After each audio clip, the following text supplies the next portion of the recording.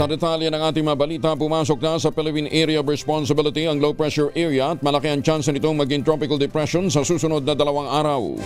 Huling namataan ng Pag-asa ang naturang sama ng panahon sa layong 1,075 kilometro silangan ng southeastern Luzon.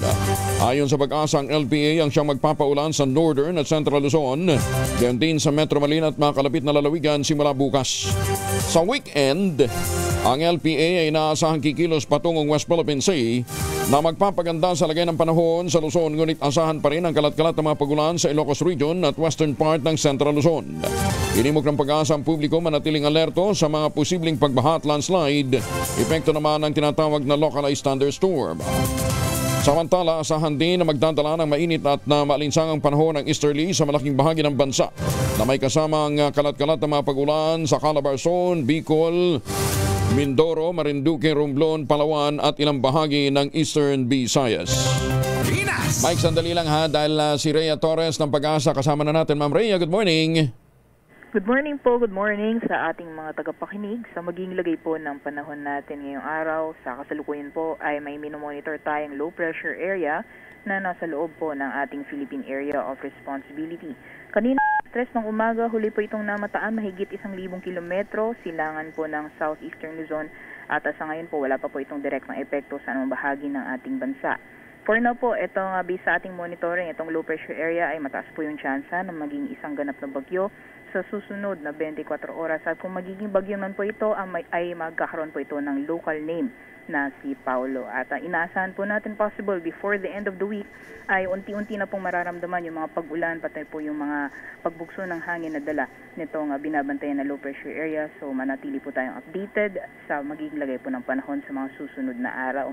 Pero sa ngayon po, sa ating bansa, yung easterlies o yung mainit na hangin na nanggagaling sa karagatang Pasipiko ang patuloy na umiiral sa ating kapuluan at magdudulot pa rin po ito ng mga pag-ulan sa Bicol Region, Eastern Visayas, Central Visayas, Caraga, Northern Mindanao, pati na rin sa Aurora at Quezon. Samantalang dito po sa Metro Manila, pati na rin sa natitirang bahagi ng ating bansa ay makakaranas po tayo ng partly cloudy to cloudy conditions. So may times po na magpaparamdam si Haring Araw at minsan kakulimlim po, lalong-lalo pagdating sa hapon na sabi kung saan mataas ang tsansa ng mga biglaan at mga panandalian na buhos ng ulan, dala ng mga thunderstorms.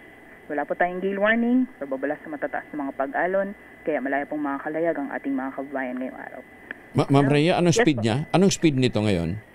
Sa ngayon po, yung bilis nitong binabantayan na LPA ay nasa 20 kilometers per hour. So medyo may kabilisan po siya, pero dahil low pressure air po siya, kumbaga ay nagko-consolidate pa po ito or pumuporma pa bago tuluyan pong isang maging bagyo. Naku, sana naman mabilis na siyang wag na makaipon masyado ng lakas, ha? Yes po. Although nasa dagat pa po kasi siya, so medyo mataas-taas pa rin po yung chance na makaipan po ito ng lakas. Pero anong kasi medyo malapit na siya, anong probability na maging typhoon siya?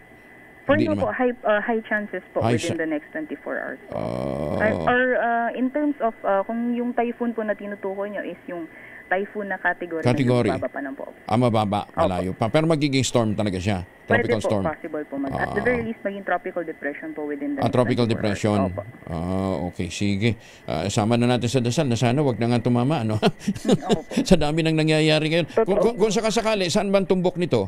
Parang nasa gitna, Kung hindi po or magpapatuloy po yung pagkilos niya, most likely matutumbok po itong mga Northern Luzon bago po matapos yung linggo or possible Friday po or Saturday. So yung dinaanan din ni Opong. Nando po, yes po. Nando at saka ni Opong, ayan. Okay. Si Opong po sa baba po, Central so Nando naman. Naku, teka.